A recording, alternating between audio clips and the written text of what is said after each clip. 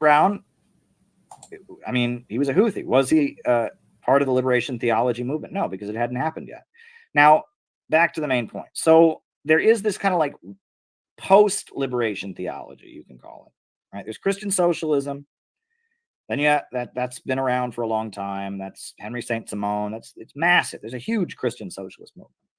Then there's liberation theology, which is in South and Central America, which is in the post-World War II years.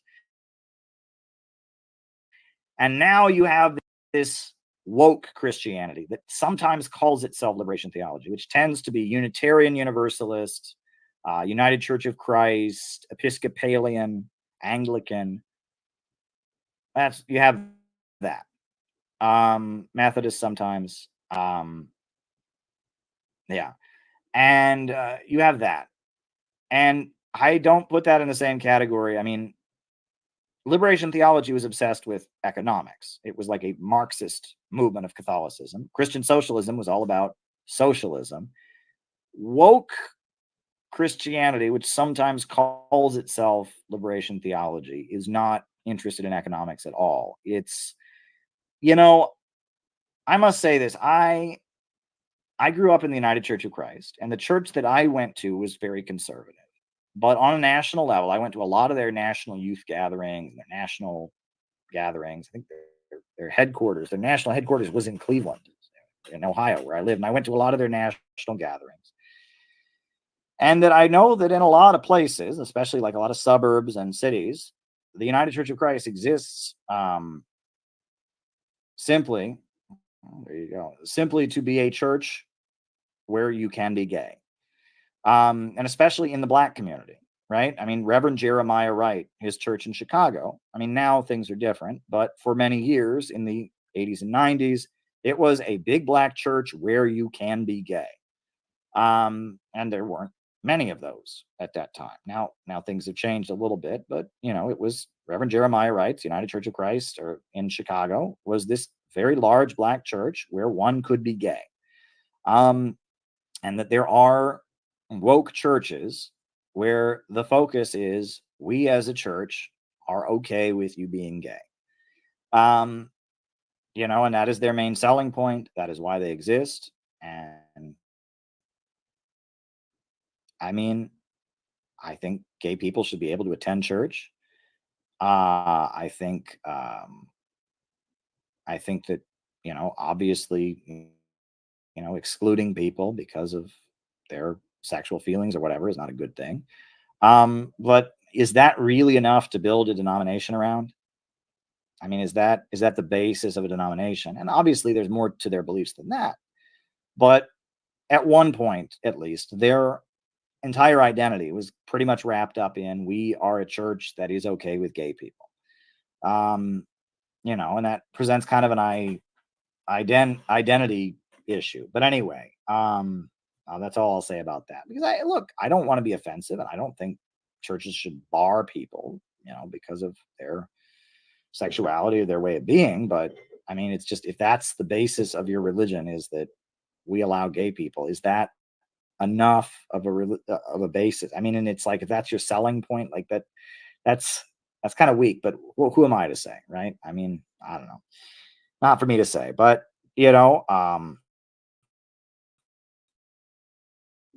but yeah, that's, and then when I think of like woke Christianity, that's what we're talking about. We're talking about, one thing, I'm just curious, right? I'm just going to throw this out there. I'm actually going to put this on the screen, and you all can tell me what you think about this, right? I'm not going to tell you what I think about it, because honestly, I'm not sure what to think about it.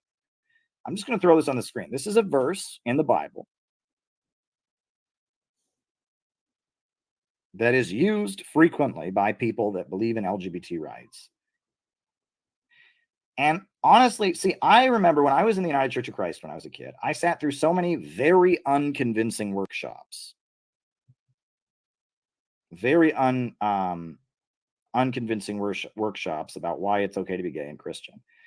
And none of them actually mentioned this particular verse. And if you want to talk about a verse in the Bible that actually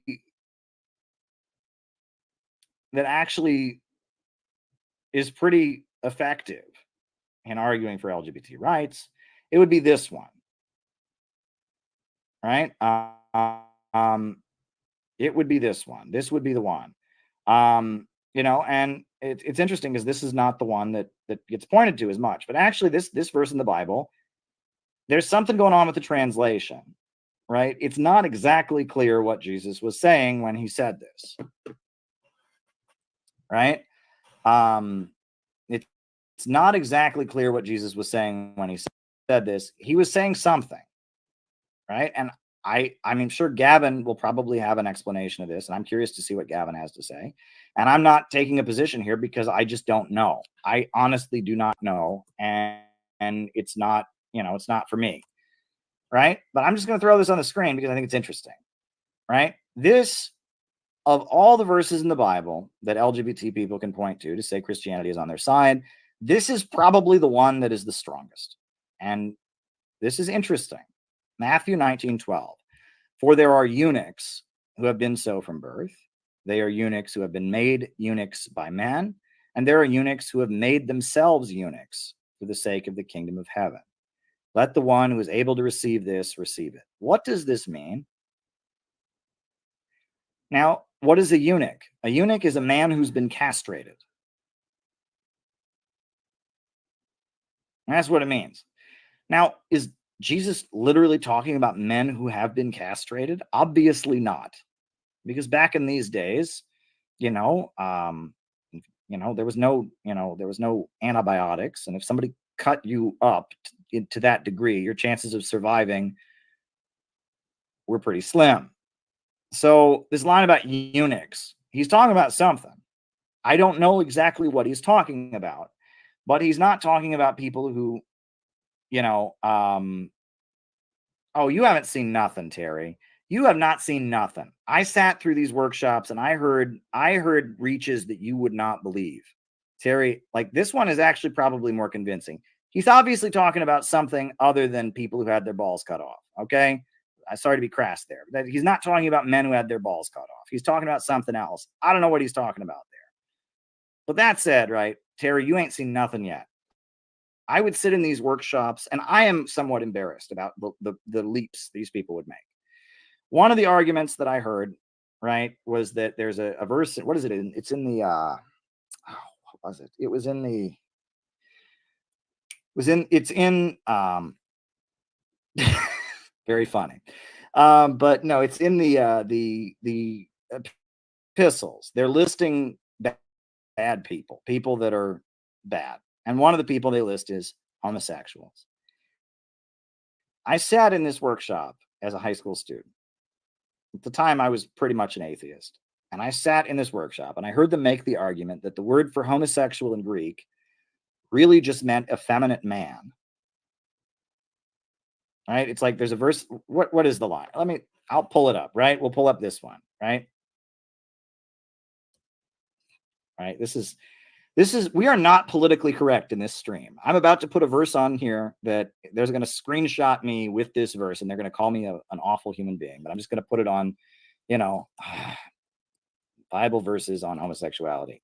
I heard them really, really, really reach. I heard them really reach here. I heard them reach. I'm not going to put it on the screen. Um,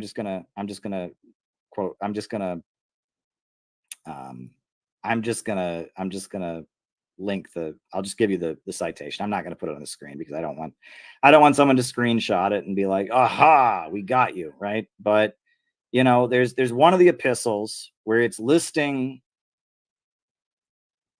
bad people. It's listing people who do something bad.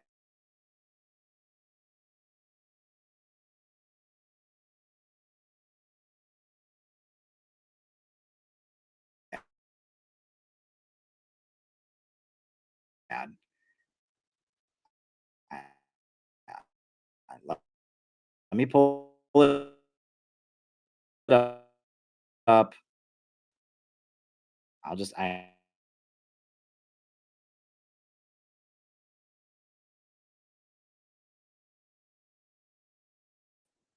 hold on.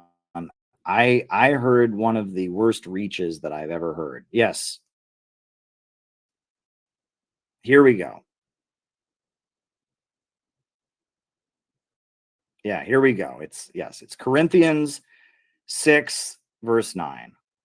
Corinthians 6 verse 9, right? And they pulled up Corinthians 6 verses 9, right? It's one of the epistles to the people of Corinth. It says, "Or do you not know that wrongdoers will not inherit the kingdom of God? Do not be deceived, neither the sexually immoral, nor the idolaters, nor adulterers, nor men who have sex with men, nor thieves, nor greedy drunkards, nor slanderers, nor swindlers will inherit the kingdom of God." That's pretty blatantly to the point. That's pretty blatantly to the point, right? It pretty explicitly says men who have sex with men. Corinthians 6:9 is pretty blatant. So so the argument that I literally heard them make sitting in this workshop at high school. This is the argument I heard them make. Was that the word in Greek, in the original Greek, for a man who has sex with a man, for effeminate man. And of course, they immediately jumped out. And that doesn't mean trans people, and that doesn't mean that, men that are effeminate. And they then said, I kid you not, that in ancient Greece, one of the definitions of being effeminate was not fulfilling your responsibility to your wives and children. I kid you not. So they sat there and they said that what this referred to was men who do not feed and take care of their wives and children.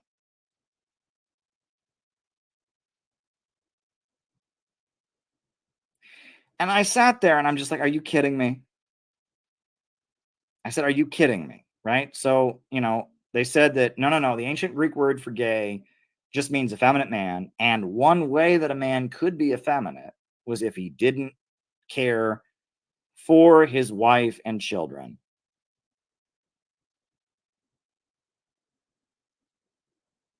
So, therefore, this verse simply refers to men who do not care for their wives and children.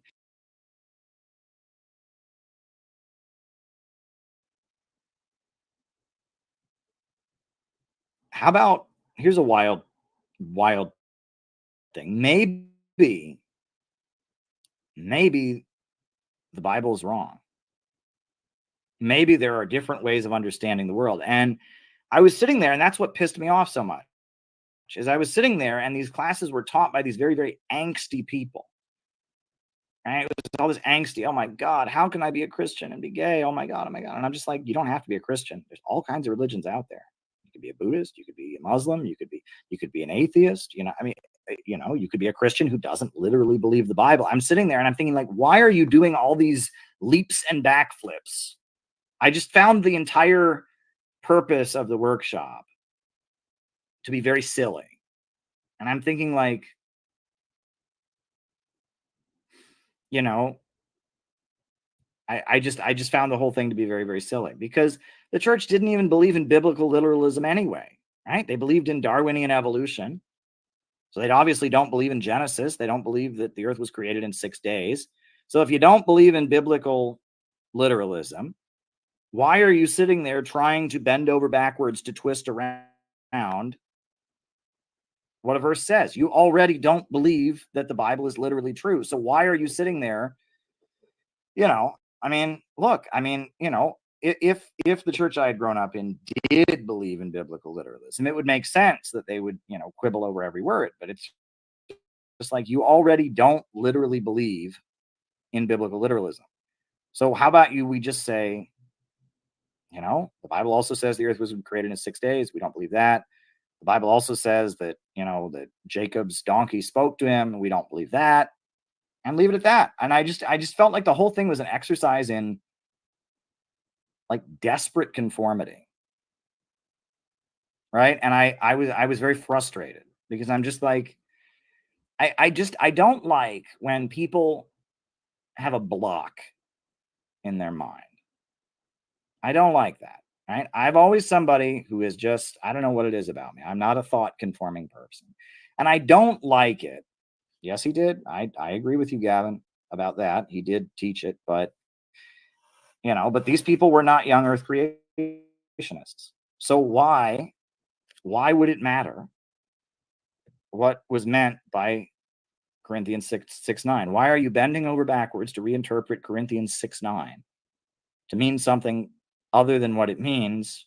So that I mean, I don't know. I don't know. I just I found that to be frustrating. I found that to be frustrating. And I remember just sitting there and going, look, if being gay is such a big part of your identity, how about you pick another religion? I mean, or how about you are willing to admit the Bible is not literally true? And I just sat there, and it's like when people are so desperate to believe something that they do huge leaps and backflips to believe it and believe something else. I find that to be very frustrating in many different contexts. I've told you all the story many, many times of the time I got moved to the other side of the room because of my dear friend, um, who I made cry one day because I was sitting next to her and we were talking about the drinking of alcohol. And she was a fundamental Baptist. And her grandparents had been Amish. And story anyway. But she was a fundamental Baptist. She wore skirts to her ankles every day to school. And I've told this story on these frustrates me, right? My deeply religious friends, Terry, I think you all will sympathize with me, right? And I remember I was sitting in math class and we were waiting for class to start. We're just chatting. I'm sitting there and my good friend, or my everyone, everyone pretty well when you're in a small town, but good friend is not exactly the right words. But this person I knew, we were talking about alcohol. And I said, well, obviously you can't drink until you're 21. However, I said, when I get to be 21, I'm going to drink alcohol because it's legal. And she said, you cannot drink alcohol. It's a sin. And I said to her, if it's a sin, why was Jesus's first miracle turning water into wine? Which I thought was a fairly good argument. And then she said to me, it wasn't wine. It was just grape juice, but they thought it was wine because it was purple. And I said, hold up. There was no way to prevent wine from fermenting in these times. There was no refrigerators. There was no, there was no, what do they call that when they, I forget what it's called. She said it wasn't wine, it was grape juice. And I said, no, there was no, what do they call it? Pasteurization, or I don't remember what it's called, but there was no way to keep it from becoming wine in these days. And I said, there's no way this was grape juice because it would have fermented because there was no way to have grape juice back then.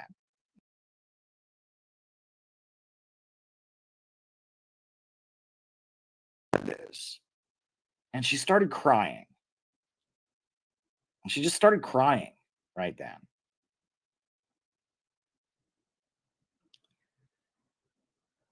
And I felt like, oh shit. And that's the thing. Sometimes it's better to just lose an argument. I should have just said, oh, you're right. You're right. It's a sin. So thanks for pointing that out. But I being an arrogant young man, of course, wanted to be smart. Stupid me. And so, she says to me, it was actually grape juice. And I said, no, it wasn't. There was no pasteurization back then.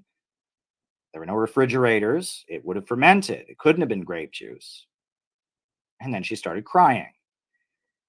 And of course, then the next day before class starts, the math teacher takes me out in the hallway and says, Caleb, you need to not make fun of other people's religion.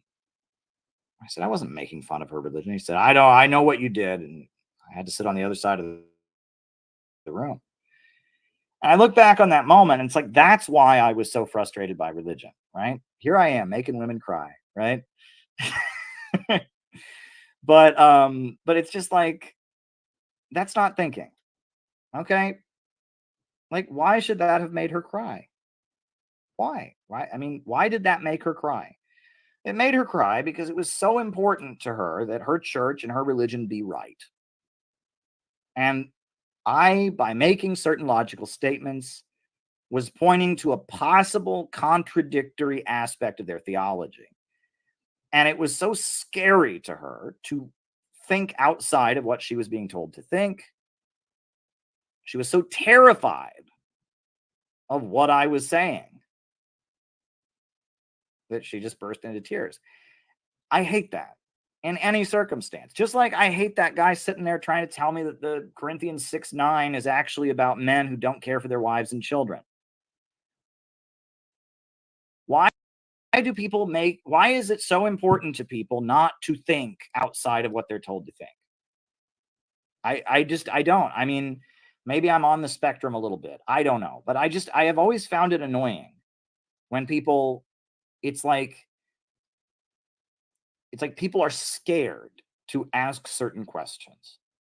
I think, to be fair, we're all scared to ask certain questions. If you got to know me intimately enough, I bet you could probably get me into a position where there's certain questions I don't want to answer. So who am I to judge, as they say? But I don't like it when I see people engaging in what did Terry call it earlier? Terry had a name for it. She called it stretching or leech. I don't like that. Right? I don't like it when there's a premise that the conversation takes on and we're terrified of questioning that premise. Right? There's a pretty big assumption the conversation is based on, and we're afraid of questioning that assumption. Right? In the case of, the workshop I'm sitting in where they're talking about Corinthians 6:9.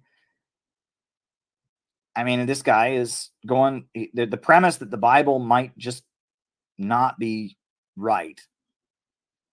He's just something he's not willing to explore, which makes no sense in a church that is, one that believes um, in Darwinian evolution, one that, doesn't accept a lot of the Old Testament. I mean, it's like, why can't Corinthians 6:9 also be wrong? I mean, I don't see why is that not discussed? Why can't we just say, whoever wrote the letter to the Corinthians, Paul, had a bigoted view of homosexuality, and we don't agree with that, just like we don't agree with Genesis. Why is that not up for discussion? I find that annoying. Just like I found it annoying on her part that maybe her church believes drinking alcohol is wrong and Jesus had a different view. I mean, if Jesus did perform a miracle to turn water into wine, he obviously did not think people ingesting alcohol was a sin, right? And maybe her church has a different view, and that's fine. Um, so I don't know. I don't know why are we spending so much time on this question? I don't know. You asked me about liberation theology and woke, and I don't know. I don't know. I will say this, and I talk about this in Where is America Going? I've observed this. This is in chapter 3, I think. They really tried around the time that Donald Trump got elected. I noticed this. Chapter 3. At the time that Donald Trump was elected, they really, really tried to build what they called a religious left. And they went out of their way to advertise it. A Wall Street Journal ran articles, The Rise of the Religious Left, and the New York Times. And they really went out of their way. There's a whole lot of Soros money and foundation money that went to try and create urban hipster churches that would protest for Black Lives Matter and protest for LGBT rights and be woke religious left churches. And it largely failed. Most of those churches dried up in a year or two. Why? Because you can't be fanatical about these ideas. A real religious left would look like John Brown. They don't want that. A real religious left would look like Malcolm X. They don't want that. A real religious left would look very, very different than that. And they don't want that. They don't want that. Right? And it like, yeah, there was a lot of money that went to trying to create a religious left. Thank you. And it's like the stuff they were paying for is stuff that cannot make people fanatical, right? People can get very fanatical about religion. Go talk to the Houthis. Go talk to the Ayatollahs of Iran. Go talk to John Brown. But the woke liberation theology stuff, people, they're not going to get excited about that. I mean, the Sandinistas, those are woke liberation theologists. The liberation theology government would be the Sandinista government of Nicaragua. That is, the Sandinista government of Nicaragua has liberation theology in its constitution. I've read you the preamble of the Nicaraguan constitution before. It has liberation Christian theology in it. People are capable of becoming fanatical about various brands. That's a broad brush, Gavin. I mean, you're painting with a very broad brush there, right? Catholicism is not fundamentalism, and many people have been motivated by Catholicism to die, etc. What does progressive even mean, Gavin? That's a whole nother question. You're painting with a very broad brush there, right? Yes, people are motivated by fundamentalism, but people are motivated by other isms too. But the woke Christianity was never able to really catch on, and it won't. It won't. I've noticed in my experience, the places where what you might call woke Christianity catches on the most tends to be in the South, and it tends to be in regions of the country like the South, like rural areas, where it is deeply ingrained in the culture that one should be religious, that going to church on Sunday is something that everyone does. And so people with woke views need a place that they can go on Sunday also. And that's where it tends to catch on. But in places that are very secular, not really, right? And I noticed that even when I was a kid in the United Church of Christ, the places where the pro-LGBT United Church of Christ was the biggest were places where everybody goes to church on Sunday, and people that are LGBT or people that have left-wing views need a place to go on Sunday also. So there you go. There you go. Ugh.